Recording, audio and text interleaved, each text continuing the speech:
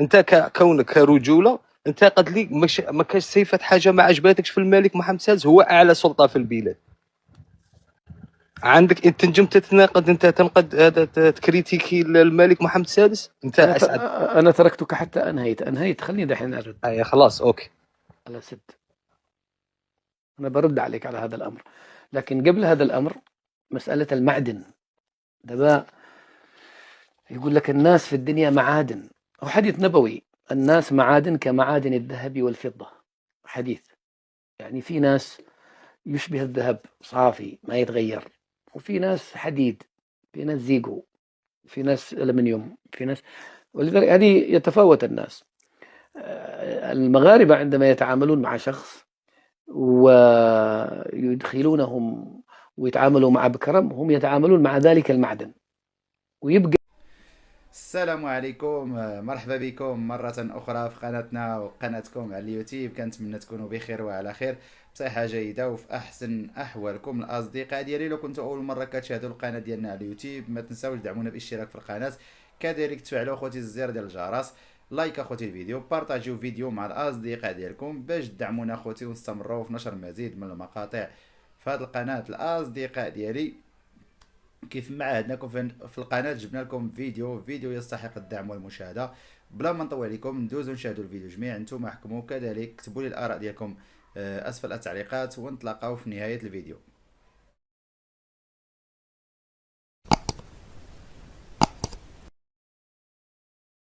انت كونك كرجوله، انت قد لي مش ما كاش صفه حاجه ما عجباتكش في الملك محمد السادس، هو اعلى سلطه في البلاد. عندك انت تنجم تتناقض، انت تنقد هذا تكريتيكي الملك محمد السادس، انت اسعد. أنا تركتك حتى أنهيت، خليني دحين أرد اي خلاص اوكي.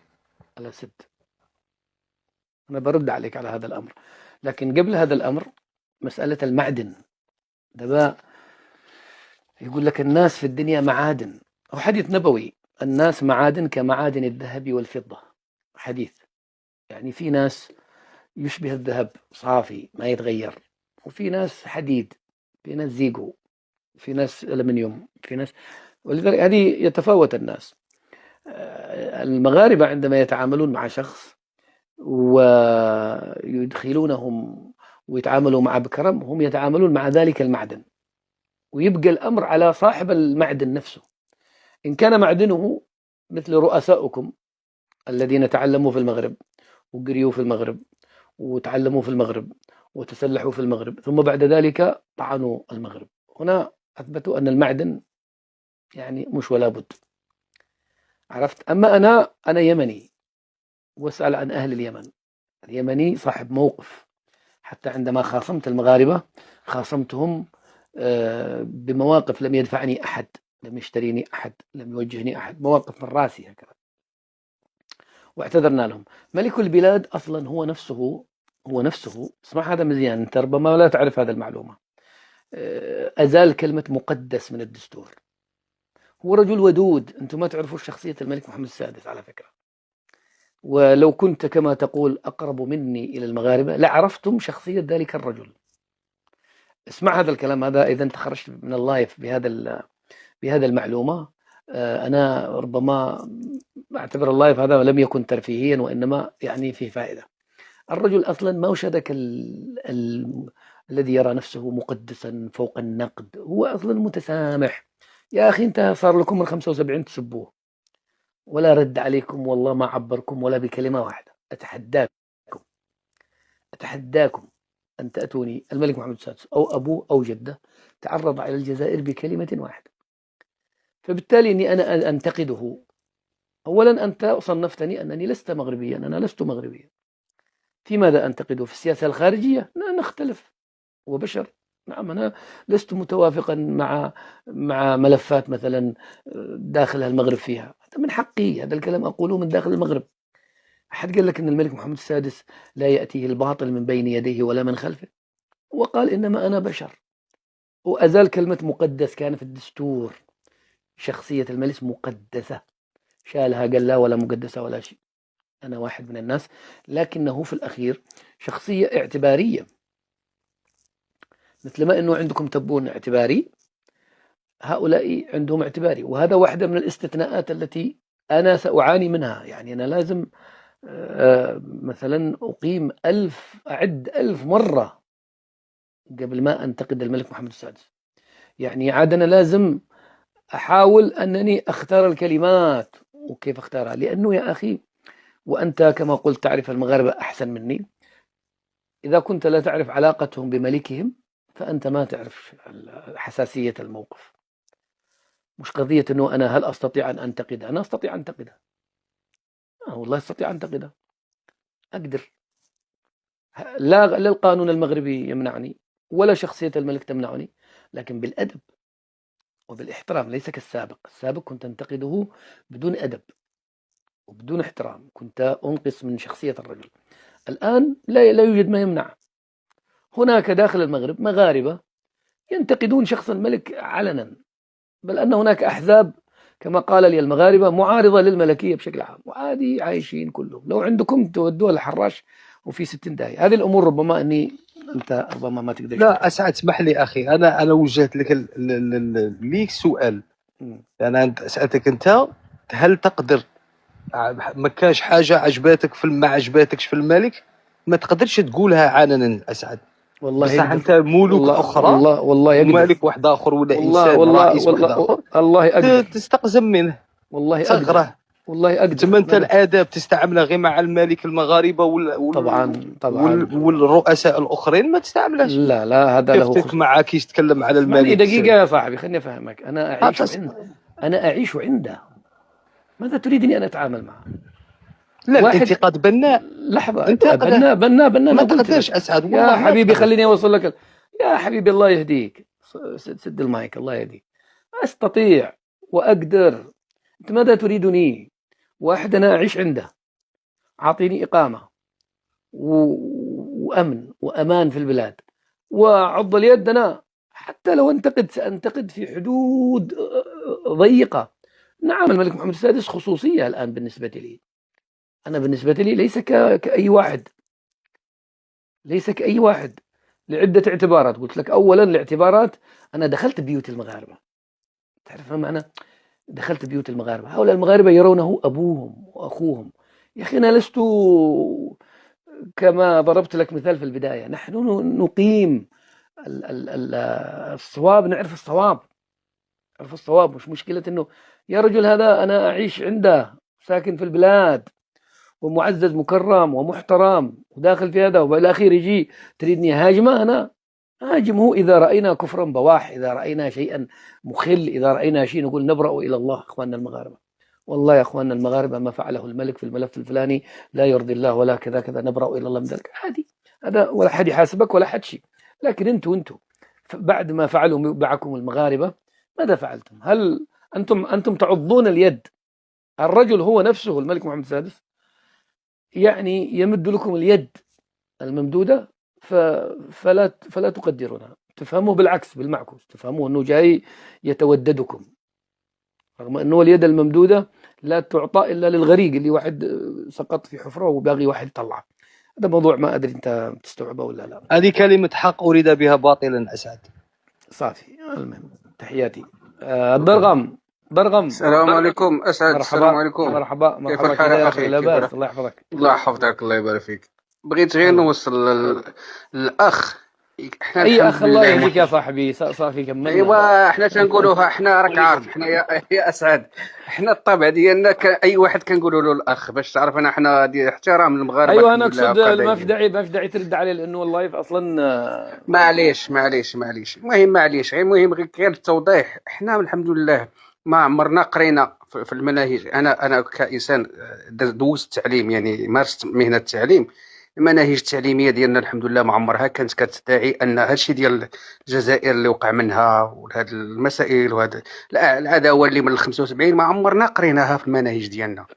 يعني اخ اسعد باش تعرف قلنا هذا الكلام نعلمه جيدا. يعني بزاف ديال الامور، ويجي في الاخر والناس اللي ماتوا بلا ما نبقاو نهضروا. يعني هذا الانسان هذا يعني اش نقول لك، ناس مغيبه، ناس. ونعطيك غير واحد المساله اسعد، هذه غير النكته. ياك اخ اسعد يعني داروك في هذا اللايف، هما تيقولوا سبتهم ليليا وسبتهم ليليا، ولاحظتي بان الحمد لله مشينا استعمرنا سبتهم ليليا غير بالناس مشينا ردينا سبتهم ليليا بالحراقه بطريقه بالعومان بالسباحه يعني ردينا الصحراء بالهروله ونقدروا نردوا سبتهم ليلى غير بالسباحه، يعني باش يعرفوا الناس. يعني شوف مسائل سياسيه ومسائل يعني خصهم ينهيهم على هذا الشيء. ناس مغيبه مساكن، ناس عايشه في واحد العالم باقيين عايشين في الماضي. ما يمكنلكش تقنع واحد الانسان اللي عنده واحد التربيه وعنده واحد. دابا عندي اثنين ضراغم ولا واحد؟ هذا واحد فوق ولا واحد تحت؟ لا هذاك ضرغم الصحراء. اي التسميه الصحيحه ضرغم ام ضرغام؟ الضرغم هو الاسد، والضرغام هو الاسد. تقرئ لاشقائنا الجزائريين يا ريت يستافدوا من هذه المنصه اللي كيعتقدوا انها انتقادات لهم، بالعكس هي توعيه لهم. وكاين واحد المثل مغربي. ما هو العتاب؟ اولا العتاب على الشعب الجزائري اللي ما كيستوعبش. انت قلت تعاتبني انا؟ لا أعاتب في جزء. يعاتبني على غلطة لساني وما عنده أدلة على كلامي، ويحلف كذب على قلبي وهو يهوى. حبيت أغني لك لأنه العتاب. لا صوتك لا صوتك. حنا عندنا مثل خارجي مغربي تيقول السكات حكمة ومنه تفرقات الحكايم. الله ما غرقر ولد الحمام لا جا الحنشايم. كنظن انها صعيبه في الفهم. السكوت حكمه ومنه تتفرق الحكم. واللهم كما غرقر ولد الحمام، اي ان فرخ الحمام لو لم يصح لما سمعه الحي، لما سمعته الحيه لما مات اصلا. ايوه يا ريت الشعب الجزائري يكون واللي هما اشقائنا في كافه الاحوال يستافد من هذه المنصه. هذه الانتقادات اللي كيعتقدوا انها انتقادات بل هي توجيهات لاعاده تفكير في اخلاقهم. أيوة. المغاربه لم يربوا على الكره، لم يربوا على الحقد. ملوك المغاربه دائما حتى اليد الممدوده الحاليه ديال ملكنا الحبيب محمد السادس هي طوق نجاة لنظام ينهار جزءا فجزءا ولا يستوعب حالة الانهيار اللي هو عليها. يوجهون السهام والانتقادات في اللايفات، في هجمة تيكتوكية وفشل الهجمة التيكتوكية ديال 7 و8 و9. والشعب ملتف حول ملكه ويؤمن بملكيته التي هي سنده ودعمه حبا ليس في شخص الملك فقط، في منظومة سياسية وفي نظام سياسي يبني ولا يهدم. معمر المغاربة تعلموا على أنهم يعاتبوا شعوب أخرى بأنهم يهاجموا. أشكرك. عندنا اختلاف مع مجموعة من السياسات ولكن بأخلاق. يا ريت الإخوة الجزائريين يستفدوا من أن منصة أسعد الشرعي لا تواجه الجزائري كجزائري أو كجنسية، بل تواجه سوء أخلاق الجزائري، سوء تفكير الجزائري بأنه يهاجم الأعراض، يهاجم الأنظمة بطريقة فجة غير مرتبة، غير مخلقة، غير مؤدبة. الاختلاف في الآراء لا يفسد للود قضية. احنا ما كنقولوش اننا كنعرفوا كل شيء. وتحياتي. شكرا. اسعد الله يحفظك. واللهم انعم على اليمن السعيد بالاستقرار والامان. آمين. شعب نحبه ونقدره. اللهم فك كربته وازل الغم عنه وارجع السلام والامن لكل يمني شقيق يا رب يا الله. تحياتي أخو أسعد واعتذر إن وصلت. لا المشكل أنه كي تقول أن المغربي كي يطلع في منصة يمثل نفسه، ولكن كي نشوفوا الجزائري كي يطلع مهما كان صفته أخطاء او السب ولا اي حاجه تقول له يمثل الشهداء ويمثل الشعب الجزائري. دوك التناقض هذا انا حبيت فيه توضيح، وكاين نقطه الاعتذار حاب نفتحوها من بعد ما تجاوب على السؤال ايوه، هذا. خليني ارد عليك على هذه اولا. شكرا، بدون شوف. استفزاز اسعد. لا والله ما استفزك. شوف، احنا انا الان احاول انني اجمع اكبر قدر من الاخوه الجزائريين ابناء الناس المحترمين مثلك ان شاء الله، نكافح معهم آفة السب. ربما انه طريقتي يعني لي طريقتي الخاصة. يعني مثلا عندما يطلع واحد يسب واحد يقول شوفوا يا جزائريين هذا من أحفاد الشهداء جاء سبنا، أنا هنا أستفزكم وأحفزكم أنه انظروا أمثال هؤلاء يشوهونكم أيها الجزائريين، يشوهون الشهداء ويشوهون البلاد ويشوهون الشعب. عندما الكل يسب 90% يسبوا ويعتبرون أن السب هو سلاح للدفاع عن الوطن. تخيل واحد يدافع عن وطنه بأنه يقول لواحد أمك يا ابن العين الغاء والزين وهذا. فلما أقول هكذا أنا أقول تعالوا يا أخواننا في الجزائر، بما أنه لديكم هذه الآفة منتشرة بزاف وتأذينا منها كثيرا، هذه منصة مفتوحة كما قال لكم الأخ هذا ضرغم، قال هذه منصة مفتوحة، ليش تطلعوا تسبوا؟ أنا عمري ما سبيتكم ولا دخلت في أعراضكم ولا قلت لكم شيء، لماذا لا تستفيدون من هذه؟ فأنا أقول لكم يلا يا أخواننا في الجزائر قولوا لي هذا الذي سب منكم الآن ابن حركي ولا ابن شهيد، علشان نميزك أنت كجزائري نظيف محترم عن ذلك الجزائري السفيه المنحط. كما عند المغاربة سبابين، عند المغاربة سبابين وبيسبوا ويلغون في الأعراض، لكن إيش الفرق بينهم وبينكم؟ إن المغربي يجد مغربي من بني جلدته يقول له حشم عيب، ويطلع يعقب اللي صاحب المداخلة الذي مثلا إذا طلع سبنا مغربي الآن، المغربي الذي وراءه مباشرة سيقول لي يا أخي أسعد نعتذر منك، هذا لا يمثل إلا بيته ولا يمثل إلا نفسه ولا يشرفنا، وهذا عنده خلل في التربية وأبوه وأمه ما ربوه. يعني المغاربة يتناهون عن المنكر، فنحن لكن انتو والو نهائيا. شوفوا الواحد تعرف والله ما فعلت فيكم ربع ما فعلته في الإماراتيين النظام الإماراتي. درت والو ولا سعد؟ والله ما درت والو قسما بالله. والله ما درت والو تقول بالك يا أخي سد المايك خليني أكمل الكلام الله يهديك. والله ما درت معكم يعني حتى ربع ما درته مع بقية طيب يا دوار العجب، ما أنت اللي نزلت، أنا ما نزلتك ولا طلعتك أصلا، هو طلعك ونزلك المشرف.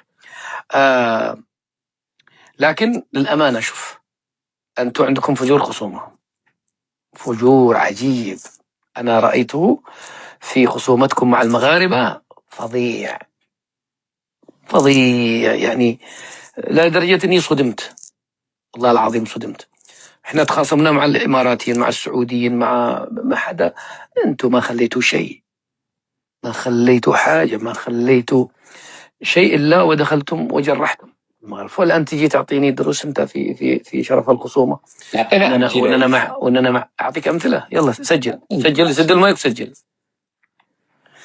ناقشه في المثال الأول. لا ناس كم تريد أمثلة؟ كم تريد أمثلة؟ واحدة ناقشه فيها، أعطيني واحد. طيب سد المايك أول علشان الصدى بيرجع الصدى. قال لك أعطي أمثلة، أعطيك أمثلة بالهبل. وطبعا هذه الأشياء ما يحبوش المغاربة، مثلا أننا ننكأ لهم الجروح، لكن تسمحوا لي يا مغاربة أضرب أمثلة، لأنه سننكأ لكم جروح غائرة. أضرب له أمثلة ولا بلاش؟ لأني هذه حاجة تسيء إليكم أنتم كمغاربة، ما كانش منها.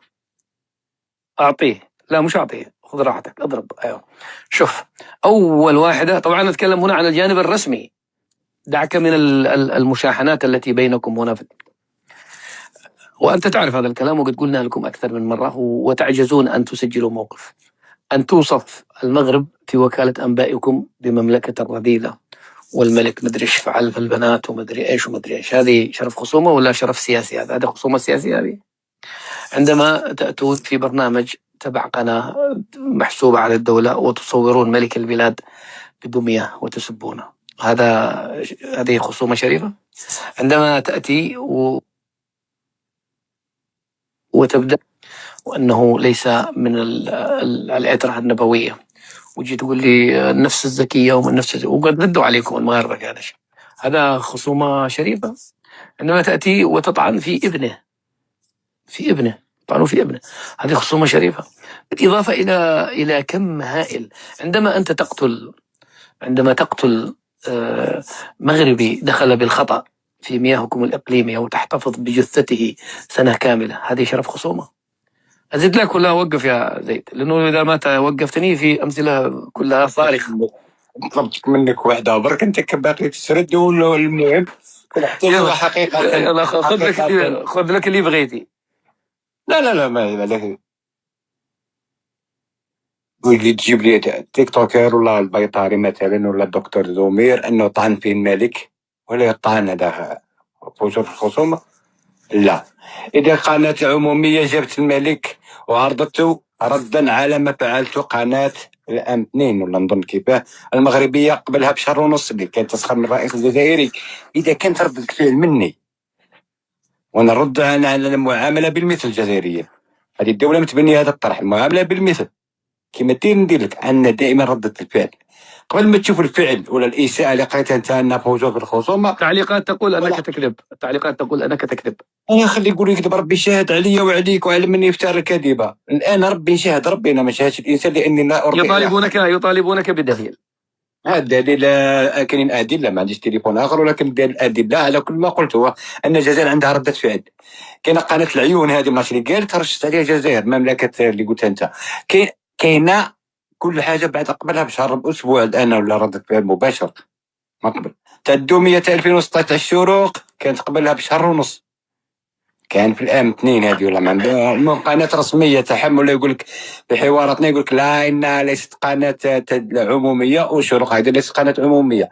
دومير هي ممثل الدوله الجزائريه ودار بحث وعرض البحث تاعو على الناس ثم شفتوها اساءه وفجور في الخصومه.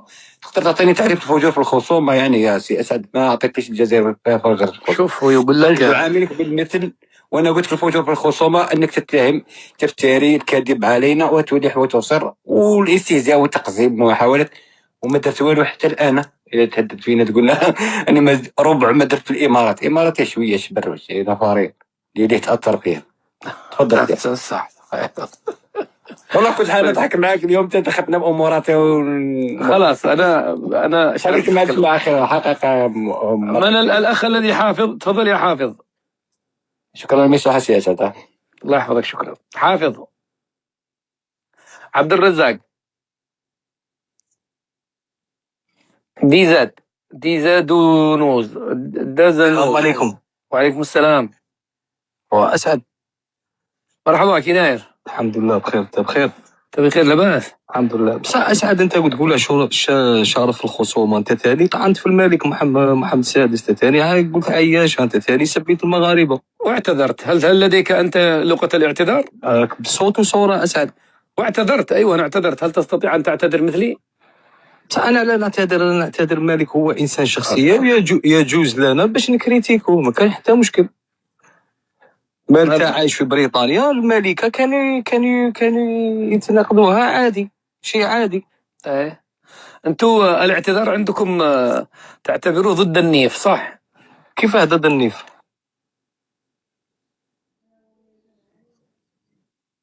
يعني انتوا تقدروا تقولوا اسف، عفوا معذره انا اسف، هذه موجوده في مفرداتكم الاعتذار؟ الحمد لله احنا شعب جزائري عندنا شهامه وعندنا شرف في الخصومه. لا الاعتذار عندكم ثقافة الاعتذار؟ بيان سور عندنا واحد نغلطوا فيه، نغلط في حق انسان نقول اسف ولا المشكل. ايه صح. ولا عمري شفتكم اعتذرتوا لحد. لا ليش نعتذر؟ انا انسان فيه هذاك الشيء وهذاك الشيء وفيه هذاك، ليش نعتذر له؟ كان انسان حقيقه علاش نعتذر؟ ما تغلطوش انتوا نهائيا. ما الانسان كاع بشريه، كاع المسلمين يغلطون، كاع يغلطوا على المغاربه ويعتذرون. نسألك سؤال بالله عليك تقول كلمة الحق. على المغاربة هذو ملائكة ما يسبوش؟ لا ليسوا ملائكة. لا طوب وحجر وطوب. وهما علاش ما يعتذروش اسعد؟ يعتذروا لك انت؟ ليش ما يعتذروش؟ لمن يعتذروا للسب هذوك للشهداء. انت علاش ما تقولهمش حبيبي يعتذروا؟ علاش توجه خليني اقول لك خليني اقول لك على حق الشهداء هذولا. لو انكم دخلتم مواقع التواصل الاجتماعي وفعلتم كبقية العوالم، يعني مثلا أنا سأضرب لك مثال عشان أنت تأخذ الفكرة. هذا الخلاف الذي بينكم أنتم والمغاربة بيرجع لي الصدى، غلق هذا أو لا يكون هذا اللي تحت دقيقة. أيوة، شوف يا دي زد، ما المانع أن تختلفوا مع المغاربة دون أن تجلبوا لا ملك ولا عرض ولا نسب ولا أي حاجة؟ ما المانع؟ مثلا إحنا والسعوديين، الإماراتيين والسعوديين الآن متدابزين، عندهم حدود أنتوا دخلتوا. شوف، للأمانة هذه للأمانة والله والله شهادة، إذا وقفت أنا وأنت بين يدي الله سأشهدها قدام رب العالمين أنكم من يبدأ المغاربة بالإساءة البادئون أنت. المغاربة كانوا إلى فترة لا يعلمون شيئا، وما قالوا لهمش وما عبؤوهم ولا حرضوهم خلوهم طالعين عن الفطرة، وانتم بيعلموكم في، يعني عندما يقولوا لكم شهداء ما شهداء، هنا معناته انتم قد دخلتوا إلى شيء ضايقهم، إلى شيء بالنسبة لهم هو رمز أو مقدس. وصلنا للختام ديال الفيديو. كنتمنى الفيديو يكون نال الاعجاب ديالكم. الى عجبكم خلي واحد لايك، اشتراك في القناه، كذلك فعلوا الزر ديال الجرس، بارطاجيو اخوتي الفيديو مع الاصدقاء ديالكم باش تدعمونا ونستمروا دائما بجلب مزيد من الفيديوهات. ومن يكون اخوتي شي فيديوهات حصريه فغادي نلوحوهم لكم في القناه. الاصدقاء ديالي غنهضروا شويه على فريق المغرب الرياضي الفاسي، ويعني اول نادي في تاريخ الكرة المغربية كيسيني مع شركة نايك العالمية للأقمصة. صراحة يعني هنا كيبان لك المشروع ديال فريق المغرب الرياضي الفاسي، راه باش تسيني معك شركة نايك فراه عندها واحد الشروط كبيرة باش انها تسيني معك هاد الشركة. يعني ما حتى شي نادي مغربي ما قدر انه يسيني مع شركة نايك. أندية ومنتخبات قليلة في العالم اللي مسينية مع شركة نايك. يعني وكانت واحد الصورة كتروج في مواقع التواصل الاجتماعي كتدق فيها الباب على المنتخب المغربي، يعني بخصوص القمصان ديال بيما اللي كانت في كاس العالم ديال المنتخب المغربي واللي كتشرق بسهولة. فشركة نايك صراحة داروا واحد اللقطة ديال بوعدي مع لاعب ديال منتخب هولندا كيجرو، ويعني ما يجرو ولكن توني ما تقطعش. فصراحة نتمناو علاش لا المنتخب المغربي ان شاء الله يسيني مع شركة نايك ونشوفوا شي اقمصة اللي غتكون صراحة جميلة. وصلنا اخوتي الختام ديال الفيديو، ما بقى لي الا نودعكم، نتلاقاو في فيديو قادم ان شاء الله.